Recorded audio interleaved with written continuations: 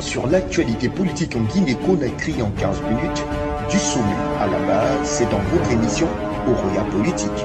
Tous les jeudis, retrouvez Sarah Dikondé pour un quart d'heure dans nos débats politiques. 17h, 17h15, des personnalités de la classe politique guinéenne ainsi que les cadres du gouvernement actuel vous donneront de mieux apprécier le thermomètre de la politique locale. Oroya Politique, ensemble relevons le défi de la bonne gouvernance. Émission à suivre également sur nos différentes plateformes numériques.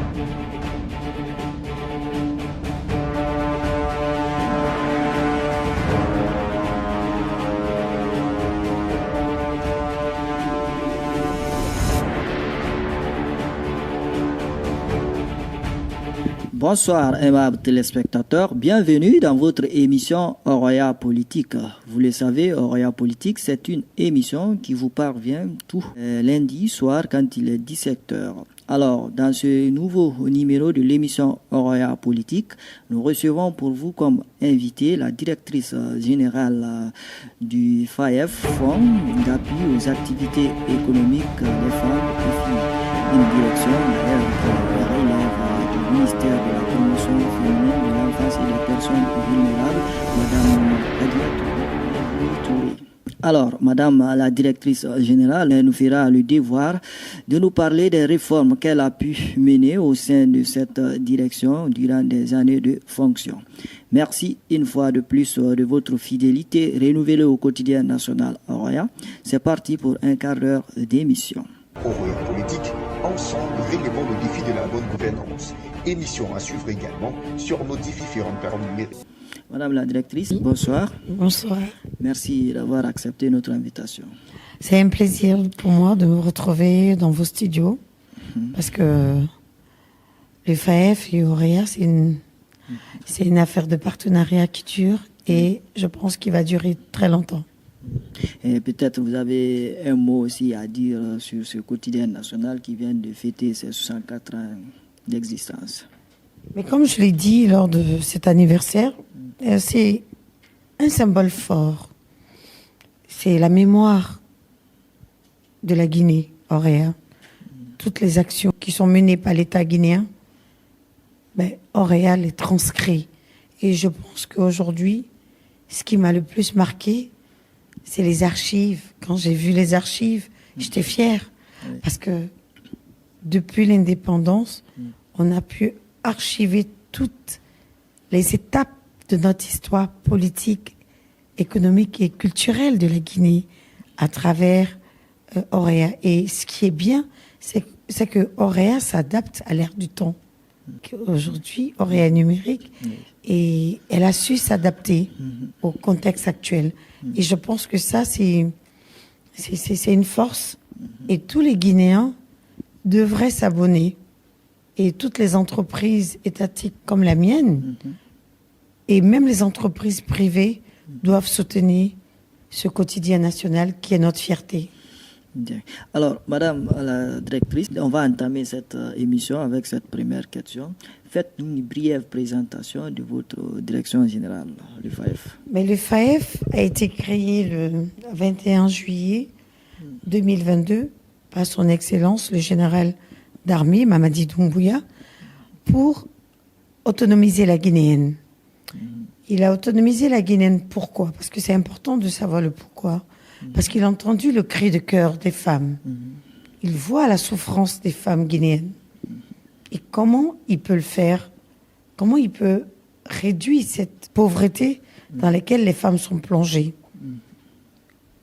Il a eu la sagesse d'accompagner 300 groupements féminins le 8 mars 2022 en octroyant 15 milliards de nos francs. Donc chaque groupement a bénéficié de 50 millions de francs guinéens pour mieux gérer leurs différentes entités. Mais à l'issue de ce don, 15 milliards que le chef de l'État a accordé aux femmes, il a compris qu'il était important de mettre en place une direction générale pour désormais mener sa campagne pour l'autonomisation de la femme.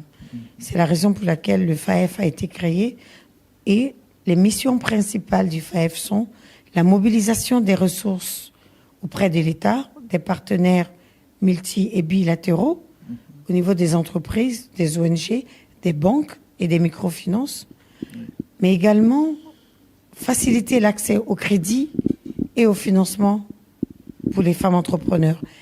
Mais avant d'aller à cette étape, on doit d'abord renforcer le capital humain.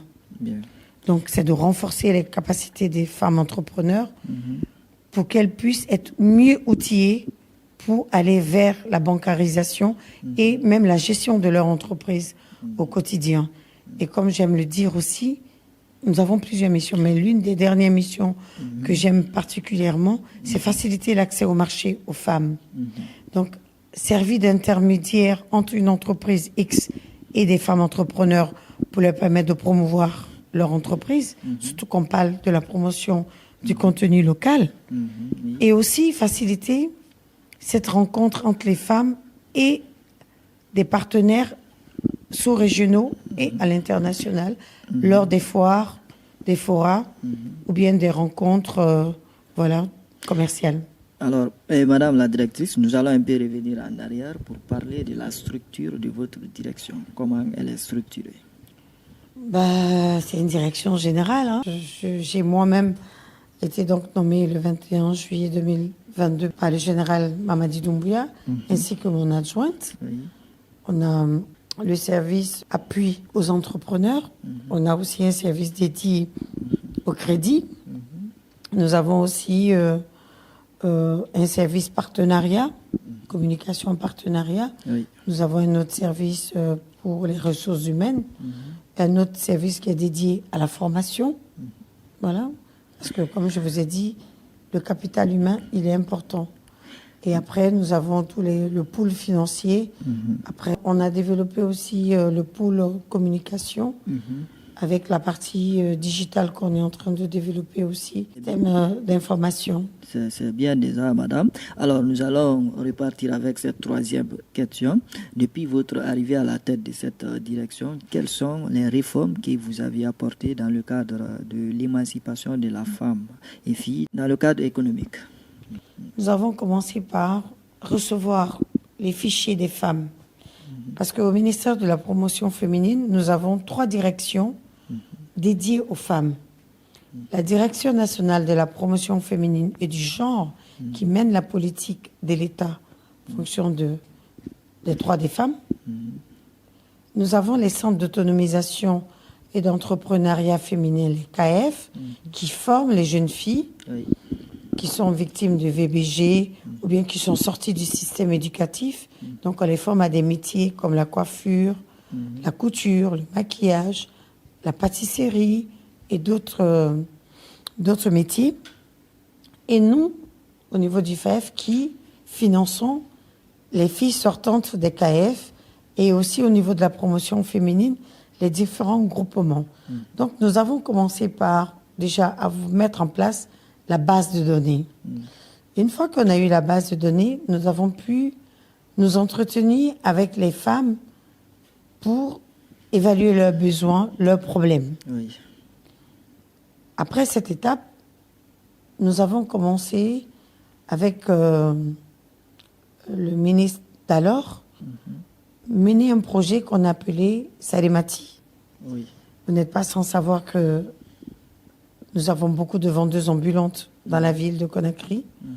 Et nous sommes amusés à les identifier. Oui. Et nous avons recensé à peu près 3000 vendeuses ambulantes sur l'axe Conakry jusqu'à 36, sans compter l'axe Dixine, Lambani.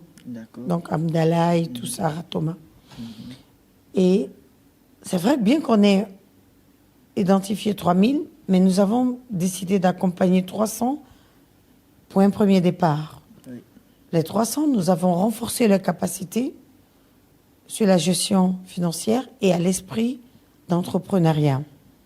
Et après, nous avons, avec un partenaire de la place, une microfinance, ouvert des comptes bancaires pour ces différentes dames qui ont pu être bancarisées. Parce que c'est des femmes qui exercent, mais qui ne sont pas bancarisées. Et après ça, la Guinée a été meurtrie dans sa chair avec l'explosion du principal Dépôt dépôt de d'hydrocarbures à Coronti. Oui. Et ces femmes de Coronti, nous en avons accompagné 111 également. Nous avons fait un renforcement de capacité parce que c'est des femmes qui exerçaient depuis des années. Il y a des femmes qui exerçaient depuis 30 ans, 40 ans, mais qui n'avaient pas de notion de comment gérer leur argent. Et nous les avons appris comment gérer cet argent.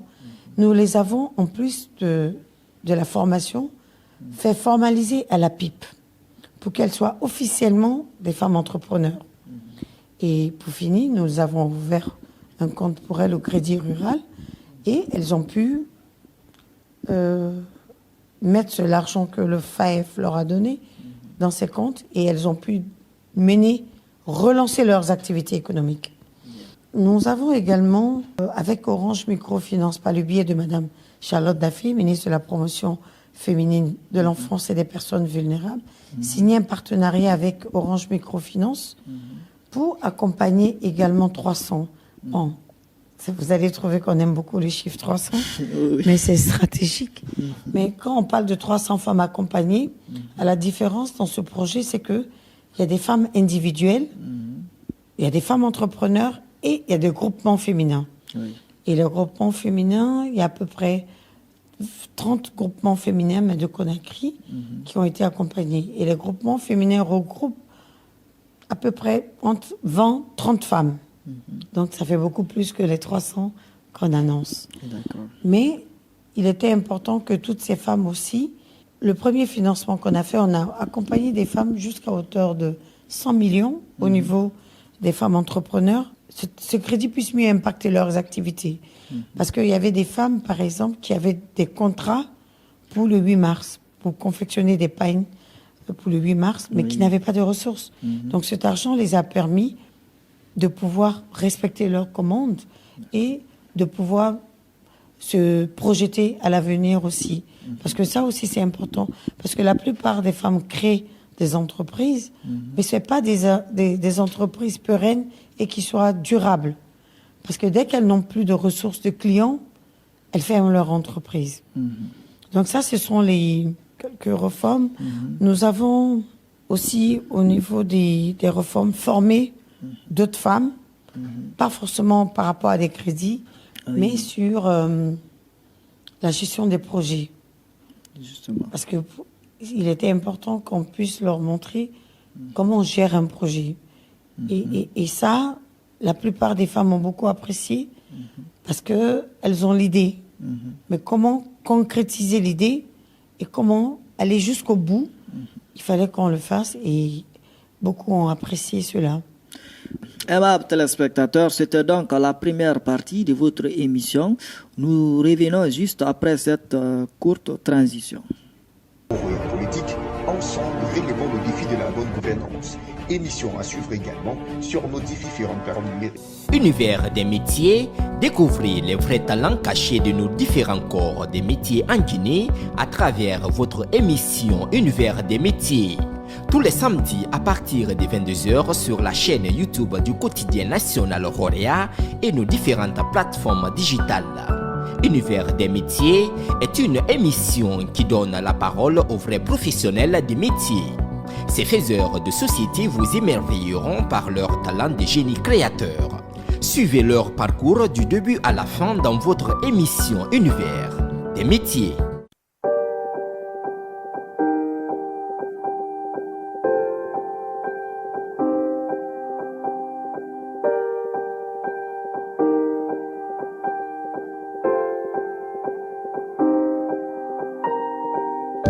Aimables téléspectateurs, de retour ici sur ce plateau pour la seconde partie de votre émission. Je vous le disais tantôt, nous recevons pour vous comme invité la directrice générale du fonds d'appui aux activités économiques femmes et filles, FAEF, Madame Khadija Virginie Touré. Madame la directrice, nous revenons vers vous pour la suite de cette émission. Madame, l'autre question, c'est de savoir, il y a aujourd'hui des jeunes filles qui ne sont pas scolarisées. Est-ce que vous avez pensé dans vos projets pour les assister financièrement? Pour ces jeunes filles qui ne sont pas scolarisées, en vrai, le fonds est à la disposition des femmes qui sont déjà en activité. Nous n'allons pas, a priori, accompagner des femmes qui ne sont pas en activité. Notre mission, c'est de renforcer les capacités des femmes qui sont en activité et accroître leurs revenus, leur permettre d'être plus compétitives. Donc, pour les jeunes filles qui ne sont pas en activité, nous allons les conseiller d'aller vers les KF, ça dépend de ce qu'elles veulent faire, d'aller chercher à se former. Et pour celles qui veulent créer des start-up, elles peuvent se faire formaliser à la PIP. Mais en ce moment, on va les rencontrer, discuter avec elles et voir dans quelle mesure les accompagner à créer que leur entreprise soit fonctionnelle. Parce que notre mission, nous, c'est d'accompagner celles qui travaillent déjà. Qui sont en activité. Voilà, celles qui sont en activité. Pour les porteuses de projets ou les start-upeuses, nous avons un autre programme, mais le mieux, c'est qu'elles soient déjà en exercice. Ça nous faciliterait la tâche. Eh bien, vous avez aussi formé et soutenu plusieurs femmes et filles entrepreneurs, voire commerçantes. Aujourd'hui, est-ce que vous êtes satisfaite du résultat sur le terrain? Oui, mais je veux simplement dire que le terrain qui commande. Donc ces femmes, nous en avons accompagné quelques-unes, comme vous l'avez dit. Les femmes de Coronti, aujourd'hui, il y a un résultat palpable. Ces femmes ont relancé leurs activités et ça a vraiment changé leur vie. L'apport qu'on a fait, on leur avait donné 3 millions chacune.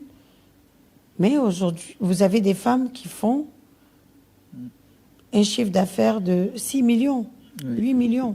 Donc ça veut dire que cet argent a vraiment changé quelque chose dans leur vie. Quand vous prenez les Sarimati également, mais elles sont mieux structurées aujourd'hui. Elles ont un compte bancaire. Elles font attention à comment faire la différence entre leur argent et l'argent de leur activité. Et ça, c'est des résultats palpables. Et sans oublier les femmes dont je vous parlais avec au MIG, qui ont pu poser des actes très forts par rapport à leur entreprise. Avec Auréa, aller à la rencontre des femmes pour voir un peu l'impact de notre appui. Je pense que c'est le prochain challenge que je vous lance. On le fera. Et que comme ça, ben oui, comme ça vous irez à la rencontre de nos bénéficiaires pour voir qu'est-ce que ça vraiment, le FAF a vraiment changé dans leurs entreprises. Je pense que c'est important. Ce qu'on dit, c'est important aussi que les lectrices, les téléspectateurs qui nous suivent voient de façon concrète. Palpable. Parce que bien que si je viens, oui, le service suivi évaluation va vous dire que oui, on a accompagné, voici les résultats.